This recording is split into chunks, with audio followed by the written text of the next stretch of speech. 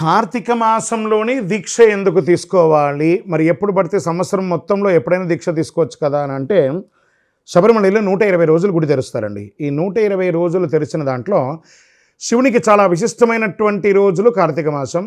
అదేవిధంగా విష్ణుకి అతి ప్రీతిపాత్రమైనటువంటి రోజులు మార్గశిర మాసం అంటారు. ఈ 2 నెలల్లో కూడాను చాలా చలి విపరీతంగా ఉంటుంది. ఎప్పుడైతే ఉష్ణైన శీతలం అన్నట్టు ఈ సమయంలో కార్తీక మాసంలో మాల వేసుకుంటాం, చన్నీటి స్నానం చేస్తాం, భూశయనం చేస్తాం, ఏకభుక్తం ఉంటాం. ఇవన్నీ కూడా ఉండడం వల్ల ఏమవుతుందంటే ఇది వచ్చేసి ఒక భక్తి శివ విష్ణువులకి సంబంధించి. శరీరం అంతా చల్లగా ఉంటుంది కదా, కాలం అంతా కూడా. ఆ సమయం చన్నీటి స్నానం చేయడం వల్ల శరీరంలో ఉన్నటువంటి ఉష్ణం తగ్గుతుంది. ఫస్ట్ ఇదొకటి.